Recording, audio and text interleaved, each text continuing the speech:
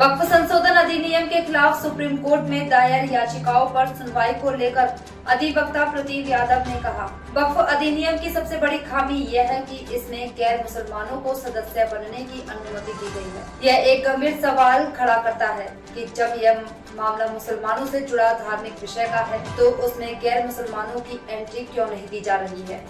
खासकर जब संविधान के अनुच्छेद 25 से 30 तक हर धर्म को अपनी धार्मिक स्वतंत्रता और अपने धार्मिक मामलों को स्वतंत्र रूप से संचालित करने का अधिकार देता है। यही इस मामले का मूल मुद्दा है जिसे चुनौती दी जा रही है। अन्य अल्पसंख्यक समुदाय या धर्मों के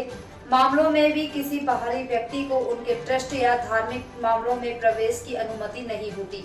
तो फिर वक्फ के मामले में यह अपवाद क्यों?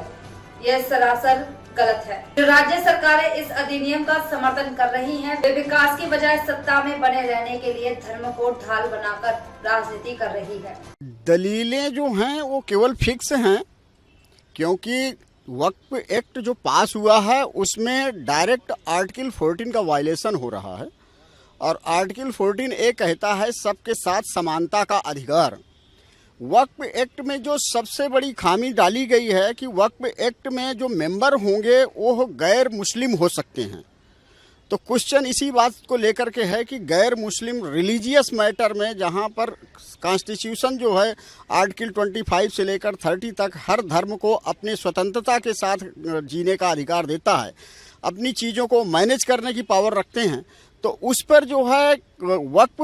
एक्ट में जो मुस्लिम माइनॉरिटी के लिए है उसमें गैर मुस्लिम की एंट्री क्यों दी गई है। केवल क्वेश्चन इसी आधार पर सबसे बड़ा है और इसी को चैलेंज किया गया है, क्योंकि दूसरे जो माइनॉरिटीज़ हैं या दूसरे जो धर्म हैं उसमें उस धर्म के अलावा ट्रस्ट में किसी और की एंट्री नहीं है, इसलिए यह गलत है। राज्य सरकारें वही जो है इसको सही बता रही हैं जो